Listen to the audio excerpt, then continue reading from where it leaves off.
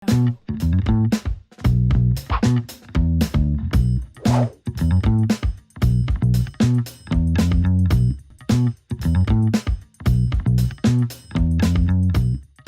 une pathologie de la face externe du coude, comme on peut le voir ici, qui est appelée également épicondylite latérale de coude.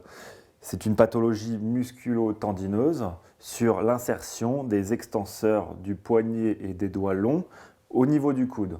Ça va être déclenché par des gestes répétés d'extension et qui vont créer des micro-traumatismes au niveau du tendon qui vont créer ces douleurs de coude irradiantes dans l'avant-bras. Paradoxalement, il n'y a que 10% des gens atteints qui jouent au tennis. Il peut y avoir également des golfeurs. Pour l'exemple du tennis, le geste incriminé va être le revers lifté, où il va y avoir une forte extension du poignet, mais principalement, les patients atteints vont être des travailleurs de bureau avec la souris, les mains sur le clavier toute la journée en extension, et aussi des gens qui travaillent à l'usine avec des gestes répétitifs. La pathologie peut être extrêmement invalidante, créant des douleurs, empêchant de serrer une main, ouvrir une porte, attraper un objet.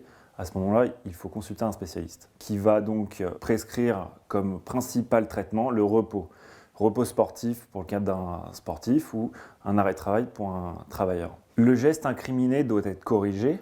Ça va être la pierre angulaire du traitement. Il faudra également porter des attelles la nuit pour mettre en relâchement les tendons. Ensuite, il va y avoir un travail de rééducation qui va consister en un étirement passif pour essayer de venir rallonger un peu ce muscle qui tire trop sur sa zone d'insertion. En cas d'échec, des corticoïdes peuvent être infiltrés ou des PRP. Alors les PRP, ce sont des plaquettes sanguines qui sont récupérées par centrifugation et réinsérées, réinjectées donc dans la zone de fissure tendineuse. Dans la majorité des cas, le problème est traité de manière non chirurgicale. Mais dans 10% des cas, on peut être face à une épicondylite qu'on dit rebelle au traitement médical. Dans ce cas-là, on passera à la chirurgie qui va consister en une résection de la zone tendineuse pathologique, une chirurgie d'allongement tendineux pour que la traction soit moins importante au niveau de cette zone osseuse en souffrance.